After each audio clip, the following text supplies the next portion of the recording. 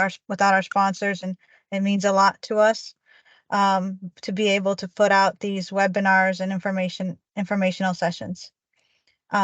Before any ado, I would like to give it up to Courtney to introduce our first speaker. Thank you.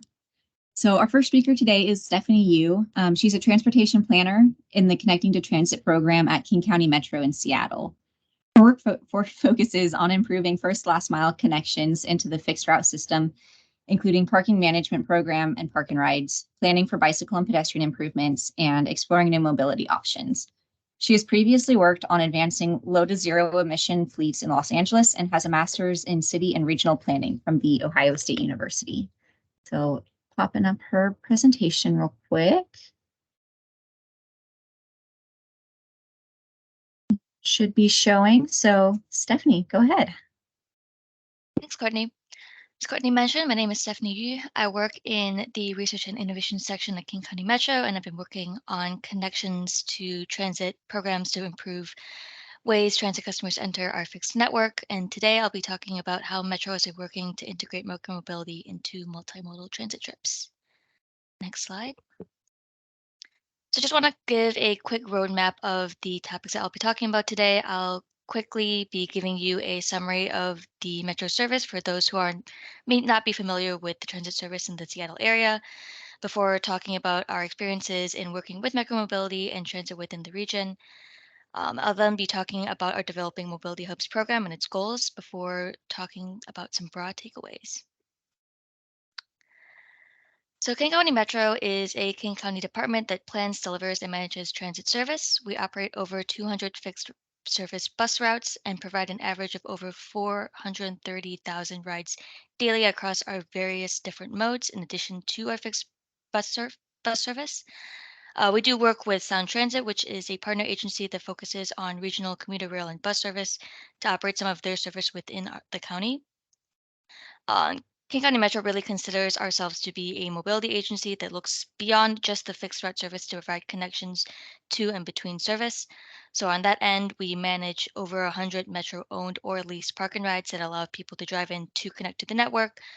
We operate flexible services like our Metro Flex program that offers point-to-point rides for first last mile connections. We install, manage secure bike parking for cyclists to use their personal bikes to enter the fixed network. And we also collaborate with jurisdictions throughout the county to advance their transportation plans and mobility goals. And what you might not see included here is that Metro does not own or manage any shared mobility programs. Our Records and Licensing Service Department within the county issues and manages the permits and is working with unincorporated areas and with smaller jurisdictions to develop their own shared micromobility programs, but Metro does advise and support other county departments around mobility work. Next slide. So micromobility, or bike and scooter share that is available in Seattle right now, is a relatively new mode to access transit and is a pretty great option to connect to transit. Some of the benefits are that it's cheaper than owning and maintaining a car, it's cheaper than finding parking, it's more convenient than looking for a parking space, it's faster for walking if you are a pedestrian, and the shared nature means you don't really need to worry about locking up your bike or taking your bike or scooter onto the bus or train if it's allowed. And these are some pretty tame examples, but does show a visible and physical impact of micromobility on the transit network. And I'm sure you've all probably seen denser collections of bikes or scooters on the sidewalks and curbs. Obviously, this poses some impacts on transit. One, it can be difficult or even prohibit pedestrian circulation to get to transit. And we want to make sure that our facilities are ADA accessible so that all users of all mobilities can access our service. It does pose general safety concerns. People can trip over devices when they're getting on and off transit. Devices can either impede service if they're in the road or on the rails, and this obviously causes customer delay or dangerous operating conditions for our operators. And for sites like these photos where there is space to park micromobility devices, without parking management, the space isn't really optimized for all of its users. Next slide. That being said, Metro has mitigated micromobility conflicts with transit in several ways. One of them is to get involved with our permitting jurisdictions to develop either a new micromobility pilot or program or to update permit language during the renewal process. So this really helps codify good parking practices around transit areas and identify really areas to prohibit device parking just for safety purposes. I would also say that most of our jurisdictions do have connections to transit as an explicit goal of their program, so we work to ensure that that is true. So once permits to micromobility providers are issued, jurisdictions can also be pretty effective coordinators with providers around resolving issues with rebranding, notifying about fleet changes, and adding new device types. So, for example, some providers offer seated type scooters. Some providers are testing autonomous or remote operated devices, and these obviously all have impacts on the rights of ways around transit operations. Finally, permitting jurisdictions are also great partners on brainstorming around improving or incentivizing micromobility connections to transit and can share valuable data for program development. Next slide. So another approach is also to manage where the devices can be parked. And as you can see on the picture to the right, this is a screen grab of the Lime app, and you'll see where there are no parking zones and preferred parking zones. So the no parking zone, you'll see the line on the left is our light rail line. We also do not permit scooters at certain parks, so that's the big chunk on the right. You'll also see where there are micromobility parking corrals, which are the little P's along one of the roads. And then the big geofenced area next to the rail line is our preferred parking areas for folks connecting to light rail with scooters. So we've seen that working with providers, we can set preferred parking zones to manage device presence, and these zones can really offer both a carrot or the stick treatment. So for the carrot, providers can either offer some kind of discount or incentive for those who park into the zone, and a stick for those who just can't end a trip in the zone and would have to keep paying otherwise, or park in an area where parking is permitted. So preferred parking zones can also become areas where customers getting off of transit can reliably expect to find a micromobility device to take to their final destination. And it also offers an organized place to rebalance instead of the operator having to find somewhere else to rebalance along the curb. We've encountered some challenges with managing device parking this way. We found that some providers have different technological capabilities where some providers can have really specific zones where others may have a more generalized zone, which leads to different customer experiences across providers. We've also encountered GPS drift, which is especially true in densely populated areas where the geofence that marks the zones can be slightly off, and also for space limitations where some transit stops just simply don't have a lot of space to work with. Having preferred parking zones might be challenging to find that either like next to the parking stop or even a distance away. Next slide, please. And then I want to provide an example of incentivization of micromobility to connect to transit. So between the fall of 2022 and 2023, Metro worked with Seattle Department of Transportation and Sound Transit to develop an incentive pilot where micromobility users that entered their trips within a preferred parking zone around selected hubs would get a discount off of their micromobility trip and receive free transit tickets on our regional Transit Go app, which allows customers to buy and pay fare. The goals of this pilot were to observe how incentives affect customers' usage of micromobility to get to transit and test efficiency and use of micromobility parking zones. Some of the challenges that we saw with this pilot is that some of the micromobility provider technology differences meant that we could only offer free transit tickets at the end of the week. So it was hard to really track direct connections between ending a micromobility trip and then getting onto transit. And this was just because some providers just couldn't offer the tickets immediately through their apps. And we wanted to make sure that the pilot was consistent across all providers so that if you took one provider over another, you weren't really seeing a difference in how the incentives were being rolled out. I will say that a major takeaway to this pilot is that we've tested having two types of parking zones, one being that the parking zone is only visible on the app, and the other one is the parking zone is visible on the app and with a physical marker as seen in the photo to the right. They have signage and usually have some kind of block just to show where to park within the zone. And we've learned that having both the app visibility and the physical markers on site do lead to better parking behavior. Now I want to talk about mobility hubs. So in addition to our previous approaches, Metro wants to develop a framework to guide future planning, development, and optimization of transit facilities. This framework is the Mobility Hub, which we are currently defining as a multimodal focused design that aims to be future-proof to allow customers to access current and future modes once available. So what do mobility hubs look like? You can see through the picture, we're visualizing this really as an area where customers could easily access transit and wayfinding information, and then choose to walk, bike, or use micromobility on infrastructure that feels comfortable and safe for all users. Folks can either also use car share to get to the transit hub or drive into the park and ride and even charge their vehicles as they commute to their final destination, either on bus, rail, or other transit modes. So the main idea here is really we're offering multiple options available in one place so that customers can effectively trip plan and commute. Next slide, please. Our mobility hub's work is guided by our policy and data. So our Metro Connects, which is Metro's long-range plan, does identify efficient use of existing transit parking as a priority, since new parking takes years to build and is pretty expensive to build as well. We've also observed that the pandemic has unfortunately changed how folks have moved around. So, tracking transit parking utilization, we forecast based on the projected regional growth and future transit service expansion that less customers will really be using the existing parking that Metro manages with increased planned connectivity and reduced dependency on high volume parking assets. I'll also say that Sound Transit, which is also present in the county, is also building parking around their own transit hubs. So, that's another consideration as well. So the goals of our mobility hubs is really to have an efficient approach of use to transit parking and transit hubs. So through the projected parking demand, it means that park and ride closures aren't necessarily ideal because we are still seeing demand, but maybe the amount that we keep today isn't an efficient use of budget and labor needed to maintain them.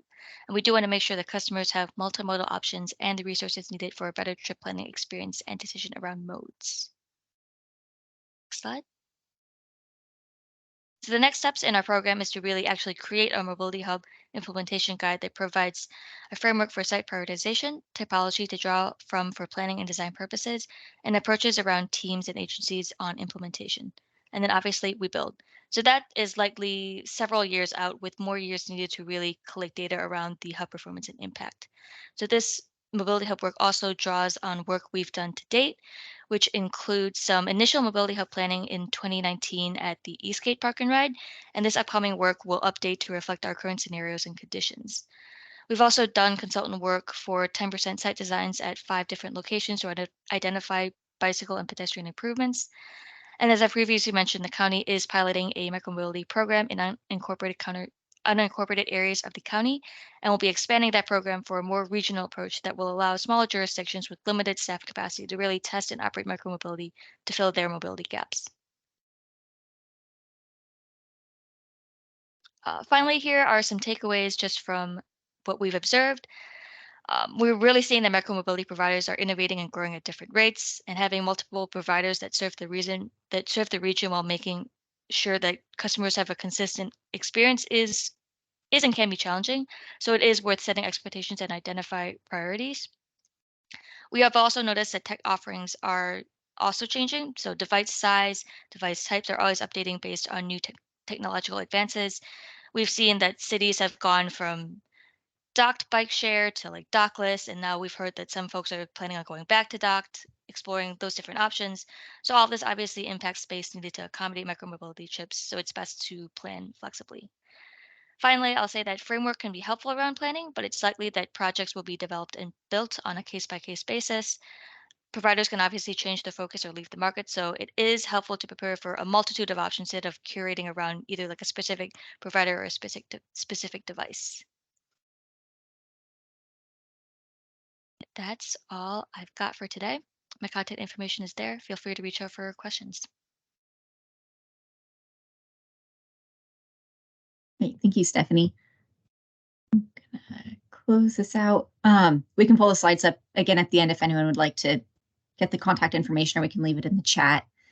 So I'm going to turn it over back to Awana to introduce our next speakers. Thank you, Courtney. Our first presenter is Steve Hoyt Macbeth. He is a section manager at Portland Bureau of Transportation. Steve oversees the bike share policy and implementation, bike parking, and the transportation wallet programs at Peabody. He designed and launched Biketown, Portland's bike share system. Steve has twice served as the board president of the North America Bike Share and Scooter Share Association, the Shared Micromobility Membership Association. He previously served as the co-chair of the Open Mobility Foundation's Privacy Committee. And his co-presenter is Ryan Ross. He has been working with Micromobility since 2015. He was the operations manager for the first ever public adaptive bike share model in the United States, Adaptive Biketown, here in Portland. Ryan became the operation manager of Biketown in 2022 and has been working alongside colleagues at PBOT to enhance the growth of Biketown systems for the last year and a half. In his personal life, he is an avid mountain biker and outdoor enthusiast, and with a passion for using and understanding the urban transportation network. Take it away, Steve.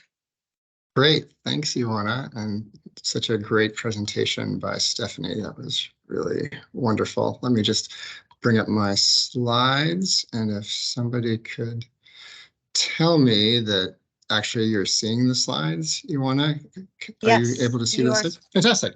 Well, great. Well, on behalf of Ryan and myself, thanks very much for having us. And I'm going to talk with Ryan a bit about our Biketown system in Portland, Oregon, Biketown. So I'm going to start with just some kind of an overview. So what we're really trying to achieve with Biketown is kind of transportation justice, which is kind of the policy framework which everything at PBOT kind of sits within. That is climate in terms of reducing carbon emissions and making sure that we are increasing mobility options for all of Portlanders, and also being very aware that frontline communities are ones that are the most impacted by the change in climate that we're all experiencing. Biketown started back in 2016 with 1,000 pedal-only smart bikes. And just in terms of, for those of you who might not be familiar with Biketown, we are kind of a hybrid between a docked and a dockless system. We have stations with branded racks that people can park at, and the bikes also are available to kind of within the service area park at any bike rack or at a street pole or whatnot. In 2020, during the pandemic, we relaunched Biketown after an RFP with 100% e-bike only fleet with 1,500 e-bikes, and expanded the service area considerably, going into East Portland, which is one of our high equity need areas. And to date, we've had about 3 million rides. Biketown has kind of several programmatic expressions or different kind of programs. We have our mass market program, Biketown, which is the 2-pedal bikes that you can go up and check out with the app. And then the program that Ryan managed when we first got it going back in 2017, our adaptive program, which is the with the slide down on the bottom right, which focuses on people who either because of a physical ability or cognitive or just their comfort level are not comfortable riding or able to ride a 2-wheeled bike. And that's a self-service program, which we'll speak about later. And then we have two specific equity programs, Biketown for All, which is focused on people living on low incomes, and then our Prescribe a Bike program, which is kind of a subset of Biketown for All that we've designed, which focuses on intersecting with people in the public healthcare system and also at the high schools. And then we are a public-private partnership. So we have 3 partners, PBOT, who is both the kind of contract administrator and also outreach lead on the program. Our title sponsor is Nike, who has been with the program since its inception in 2016. And then Ryan is here representing Lyft as the operations manager, and they are both the system operator and the system supplier. And they will also be, through a recent RFP, they will be actually also be operating e-scooters under the Biketown brand in 2024. So just really quickly, in terms of how you access Biketown, it's an app-enabled system. And so you can either download the Biketown app or use the Lyft app. And you can either ride as a casual user, just with like $1 to unlock and then 30 cents a minute. Or if you're really bike share, really like me, then you have an annual membership, and then it's just 99 cents it's just 15 cents a minute after you paid your $99 annual membership fee. And for folks who are unbanked or do not have a cell phone, they can get an RFID card, just like a card that they can tap on the back of that fender, just like that photo on the left. And then in terms of like how much of Portland we serve, we've expanded the system dramatically since we first launched in 2016. When we first launched, we were just like about a 12 square mile service area right up in the central city, and we've expanded through iterative expansions from then. And so now we cover about 41 square miles. So it's a pretty big area in terms of a bike share service area, but it's actually just just a little bit more than a fourth of all of the surface area of Portland. So it's something that we're always cognizant of like being proud that we're really pushing ourselves into East Portland, which is our high equity area, but also knowing that there's a lot of Portland that is not served. And then I want to just talk about our partners for a second. The Nike partnership does a lot for us beyond just the financial support to the program. Having someone with Nike's brand power has been really helpful for us in trying to get bicycling out of kind of a niche sort of group of within who like to use it for transportation and people to think about it more broadly, and has allowed us to just really increase the visibility with more Portlanders, and it's really helped with our expansion to new areas. And then Lyft is the largest bike share operator in the United States and operates almost all of the very large systems in the country, including Boston, Chicago, DC, New York, and the Bay Area. And then, as I mentioned before, people can check out the bike through the Biketown app or through the Lyft app, which is really kind of from a transportation demand management standpoint is really great for us because we find that people who come through the Lyft app are less likely to already be kind of have an affinity for bicycling or be regular bicyclists. And so I just wanted to talk a bit about some of our program work in a little bit more detail because we're really proud of it. And it's one of the things that the Biketown is known for is just really a very deep commitment to the equity piece of the puzzle. And so our Biketown for All program, as I mentioned before, is offered to people on low incomes. With our 2020 relaunch and new contract with Lyft, we reduced the minimum age of using bike share to 16, and also people on financial aid are also, college students who are on financial aid are also eligible to use Biketown for All. And it's a very robust benefit right now. People who are Biketown for All members can use Biketown for unlimited 60-minute rides. And we have over this in the last 12 months, we've done over 365,000 Biketown for All rides, which is one of the highest numbers in the country. And then our prescriber bike program, as I mentioned before, is kind of has two pieces to it. One of them is like connecting with patients at the Multnomah County clinics. That's through a partnership with Multnomah County Health, our county health department, and also a focus with high schools. And we've focused on a couple of high equity high schools with McDaniel and Park Rose, and are looking to focus in North Portland with Roosevelt next year. And this, again, has a focus on just improving physical activity and mental health. And we've been really excited to see some very high ridership from our partnerships with both the high schools and the counties. And then our adaptive Biketown program, and that's a picture there of Ryan kind of before he moved over to Lyft as the operations manager. We started this in 2017, and at the time it was the first bike share program in the nation that was a major one that was actually partnering to provide an adaptive service. We actually contract separately for that. Lyft does not provide that service, but we contract with Albertina Kerr, which is a nonprofit in Oregon that works with people with developmental disabilities and already has actually a bike rental program just for the general public. And then these rides are also free to people that are kind of income qualified. And we've increased those rides almost every year, and we're up to 400 rides in 2023. These are just some demographics on the people that use Biketown. I won't go through all of them, but I think what we're proud of is that Biketown users really represent the cross-section of Portlanders and are not just something that kind of is being used by people who have the income disposal to have multiple bikes and just to have every kind of thing they want to do, but we're really trying to serve a need across the city. And then we really spend a lot of time trying to be in community. We've done over 100 community events in the last couple of years through a outreach partnership team that we have at PBOT, which is pretty rare to actually have a number of outreach staff that we work at. And we do that through just showing up in community, doing rides, community rides in sponsorship with community organizations, and then doing a lot of outreach actually within the high schools themselves. This is just to give you a sense of like where trips are happening within the service area.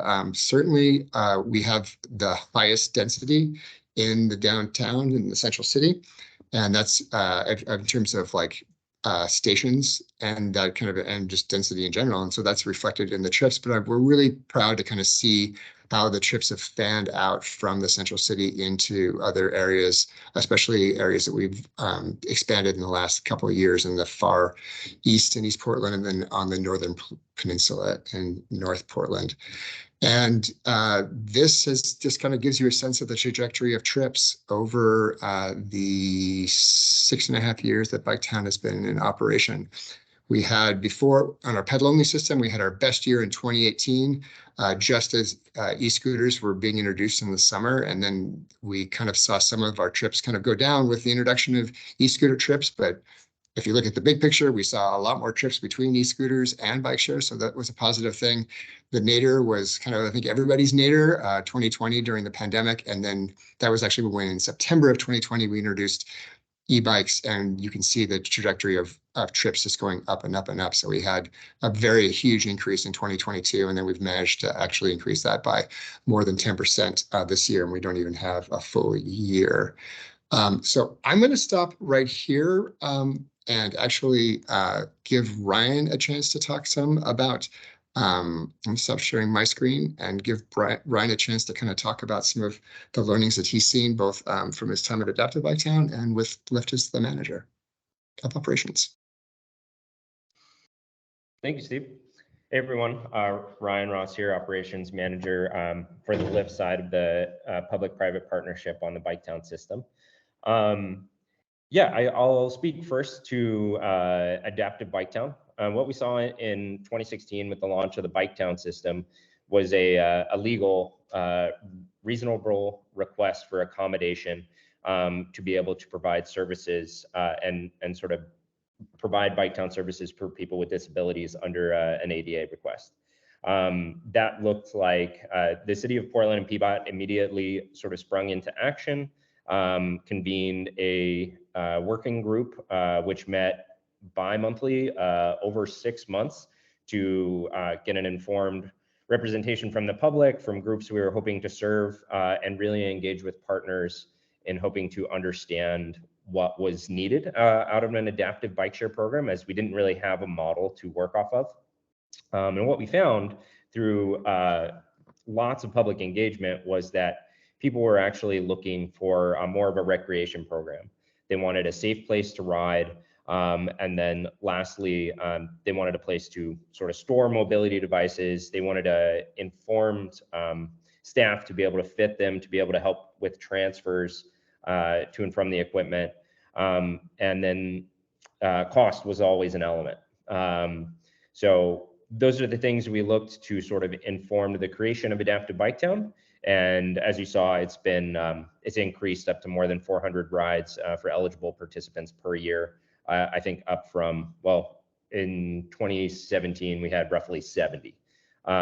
So what the work looks like now is engaging with other nonprofit partners across the region, doing lots of group rides, taking devices to and from events for people. And then, as always, like keeping the cost barrier to the user significantly low, which in this case is $0. Switching over to Biketown, I can talk more about what sort of Lyft's vision, or how we think about micromobility and how that pertains to the Biketown system. The thing that we are most interested in is just always lowering our operational cost, and there's a number of different ways that we can do that. The levers that we have at our disposal, and the city of Portland's been great in helping us implement, our version of this hybrid docked and dockless system. When we think about operations costs, our biggest one is that e-bikes take a significant more amount of work as we drive around and swap out the batteries. So one of our significant costs is operational VMTs, and how do we lower the amount of time that we're spending in between swapping batteries. And one of the ways that we can do that is by having, docks available on our system. So that's where bikes can all conglomerate, all come together, and we can, swap 3 to 4 batteries at a time. We have similar geofencing capabilities as Stephanie talked about with our other competitors, but we actually have a physical station network. And this helps to sort of reinforce the idea that it is a transit network within the city of Portland. We're actively looking to site stations for last mile transit connections. We recreational facilities like parks, and also at county health centers in the prescribe a bike connection. The goal there is that people also have access to the bikes where they would like. And I don't think one thing we mentioned in the slide of our service area as well, talking about the equity element, is the entire East Portland section of our map is called the Super Hub Zone. And users do not receive like an out of station parking fee for that area because it's been historically very difficult to site given our like station siting standards that we're thinking about things like distance from a traffic stop, distance from the curb, distance from a fire hydrant, distance from ADA facilities. And with an older city, things have are just very difficult. So we always jump at the opportunity to site at like newly poured facilities. There's a bunch of new development happening, and like sidewalks are much wider for new developments. The standards have increased quite a bit. So it's one of the things that we're thinking about as far as like operational cost, and then also serving the users. Another dual benefit of having the sort of docked system is we see considerably less theft in docked markets. Which is I think something that all operators have to contend with, given the nature of bike share. But given that all users sort of view this, the network in terms of like that conversation between a station and a rideable, that they have a lot more sort of muscle memory to get it back into stations and things like that. And it allows us a lot of oversight over the network in general. Yeah, I am happy to answer additional questions. I didn't prepare much in terms of slides, but if anybody has anything else that you'd like to ask, I can drop my details in the chat. Or if we have time, I can also stick around and answer some as well. Thanks, everyone.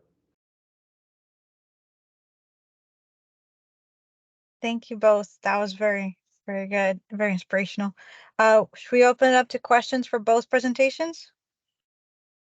I would like to remind our attendees to put their questions in the chat. I don't know if we can actually unmute you. So if you we could can, but it's not easier just to do it in the chat. If you really want to get unmuted, just raise your hand and I can try to get you unmuted. Thank you, Stefan. I think our first question was for Stephanie. It came from Sarah Keenan. Stephanie, do you ever consider micromobility hubs that don't have parking? They could be smaller and focus on multimodal connections and maybe incorporate existing Metroflex. Or is parking a key feature? That is a great question. I definitely provided an example that included parking, but no, I don't think we are limiting our mobility hub definitions to only include places that include parking. So I will say that Metro also has transit hub typologies as well. And I think that's part of what we're hoping to build out in our mobility hubs framework, is to identify what the different typologies could look like. For example, our transit hubs really range from just like a neighborhood bus stop all the way up to a whole station where there's light rail access, there's multiple bus access, and that also does include parking. I think a unique feature of our transit network is that we do include water travel. So like water taxis and like docks obviously include a lot of different challenges around right of way. So we do want to make sure that our mobility hub work does include like the various different ways that folks can get around throughout the region. So no, it does not need to include parking, but we do also want to include a typology that does plan for parking as well.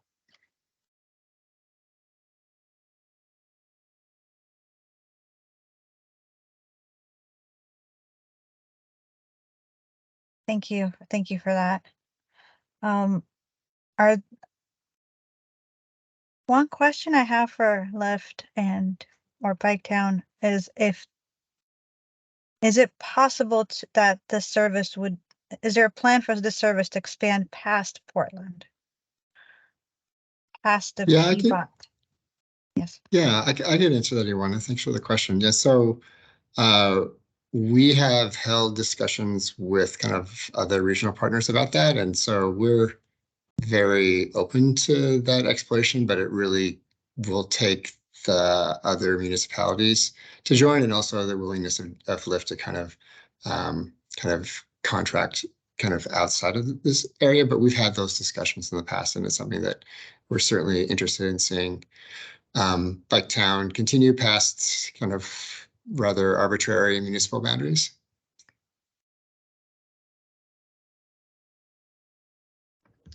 Yeah, and I just wanted to add that we have multiple municipality networks already in existence in Boston and DC, across the wider regions. And even depending on how you look at a municipality, like the Chicago network is 253 square miles of the greater urban area. So like, is it possible? Yes. Is it require a lot of additional work and sort of unification across what multiple partners want? It can be a long process.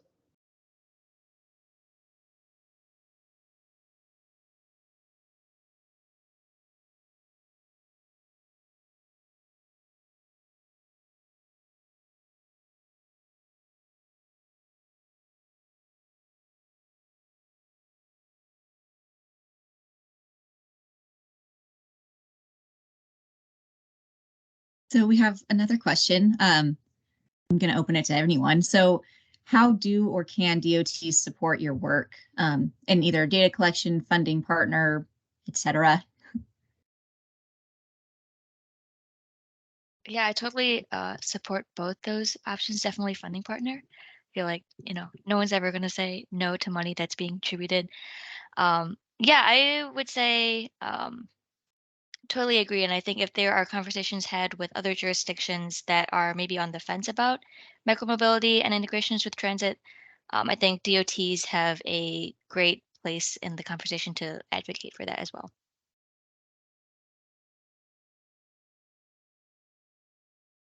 Yeah, I would add to what Stephanie said. I mean, like, PBOT, I'm not sure if this was intended to be state DOT or city DOT, but I'll take it as state DOT since we're a city DOT. But, I think that like Ioana's kind of question, having leadership express itself through programming and funding support about looking at growing systems is really, really important. Back in the early days of kind of like US bike share, the state of Maryland had a bike share program which helped to spawn a lot of support that helped the DC system become a regional system, and it just can really help. And right now, ODOT has, on the Oregon side, has an innovative mobility program where they are actually expressly looking at bike share for some of the smaller municipalities in the central Willamette Valley. So I think that's really exciting and really important work as well. And then I would just say, just as, like bureaucracies are big, and even within PBOT, like a lot of our work in doing things better is just how much we can coordinate. And, we're extremely opportunistic when we're looking for new station opportunities. And so when there is projects going on, that's really a big opportunity for us to come in. And some of those are just, we don't always know about all of those. And so just staying coordinated internally and thinking about our own kind of project work holistically and not just kind of with a narrow focus, whether that be us as Bike Town or another project that's happening on the capital delivery side or on the kind of civil work side of things.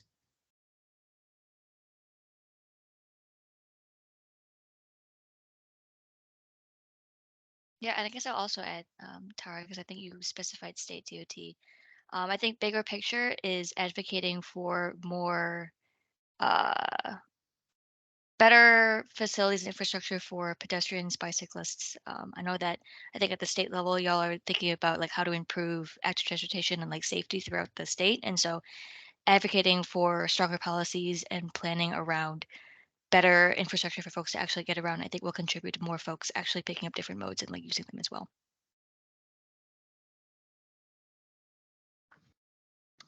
I wanted to second that as a great point from Stephanie. I mean, on the bike share side of things, like we're only as good as like the bike share network throughout the city is. And there's that macro picture. Yeah, thank you.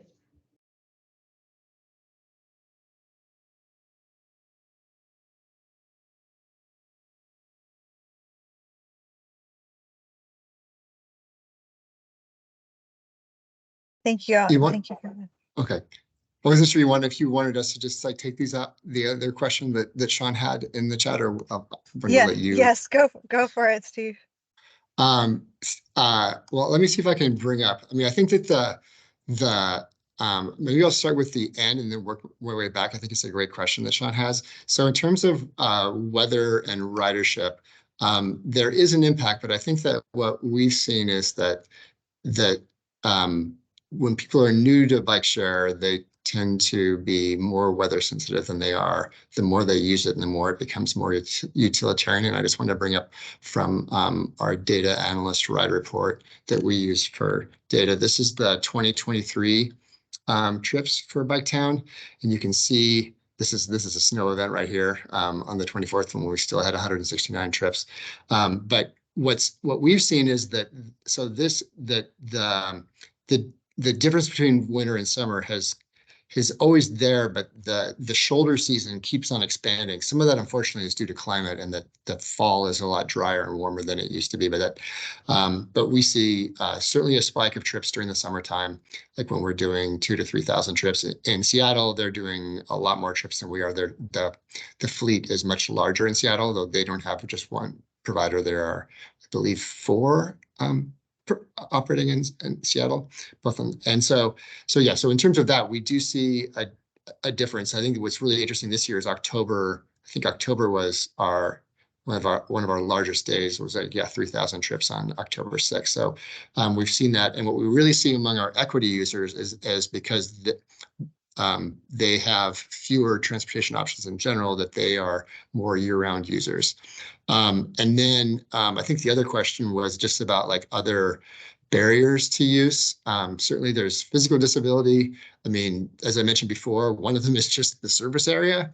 Unlike our e-scooter program, which is citywide, our bike share system is 41 square miles, which is actually a really big service area, even though Portland's just kind of sprawling and large. And so there's a lot of, if bike share is not available where you live, clearly you can't use it. I think that just a lot of issues that we see with bicycling in general, where people have concern about safety or just kind of like a discomfort with riding, are things that we are continually just kind of on more of our transportation demand management encouragement work trying to resolve. And I will give a hat tip to the e-scooter programs, that e-scooters have really been more successful than bike share in bringing a broad cross-section of users and people who are new to micromobility. We see in the survey data that we did during our 2018 and 2019 pilots that a very high percentage of users are not regular micromobility users, or just like bike ped transit. And so it's a real gateway. We hope to a broader micromobility diet, or just kind of active transportation diet. And also it means that when someone takes a scooter trip, it's more likely to be replacing a car trip or a TNC, Uber, Lyft, taxi ride than bike share. And so our goal with e-bikes in general was really just to try to make it more attractive and easier for folks. And that's what we've seen in terms of ridership, is that making things a little bit easier and reducing the barriers, and not thinking of it as kind of like a contest of how much suffering you can do, even though I think in the Northwest we all have a little bit of that gene, but is important.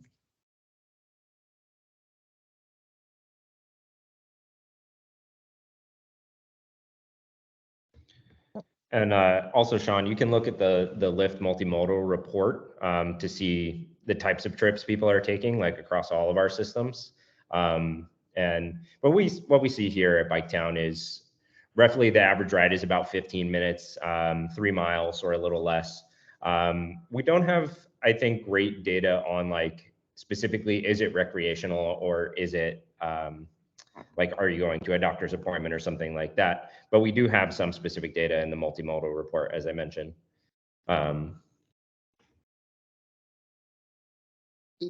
Yeah, I'll go ahead and drop in the chat, Ryan, the 2022 shared micromobility snapshot. Mm-hmm. And then I think Tara, was this Tara's question about with the shift to 100% e-bikes, cost per ride has increased, especially compared to bus fare. How did that impact ridership? You know, and I don't mean to be flip, but ridership has increased dramatically since we switched to e-bikes, and the cost has gone up significantly with the switch to e-bikes. That doesn't mean that the increase in cost has not created a barrier for some trips that have that would have happened otherwise. I would love to have the costs of the trips lower, but we have seen that the trips have dramatically increased since we moved to an all e-bike system. Personally, I would love if we had a mixed system, but because we have a hybrid system that's not docked, Lyft's kind of pedal only bike product is only for dock systems. So we made we really wanted to have a hybrid system like we've always had.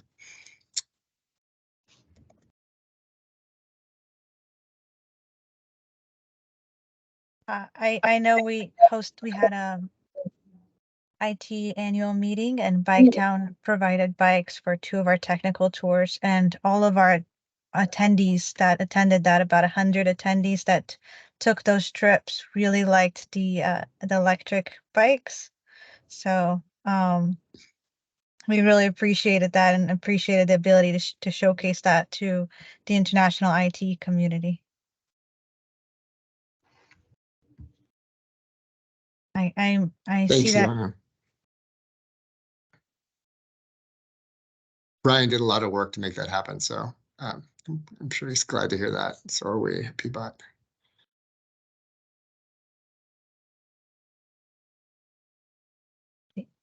I don't see any other questions. I know this meeting was estimated that it'll go until 12:30, but if there aren't any other questions, we can this is being recorded, and we can share this, and we can post your contact information of all of our speakers on so that people can reach back out to you later on with questions. That's great. Thank you again for everyone. Courtney, would you like to say anything? No, thank you. Thank you all for being here, and thank you to our presenters today. We really appreciate it, and a lot of really good information. So yeah, thank you. Goodbye, everyone. Thank you. Thank Thank you. you.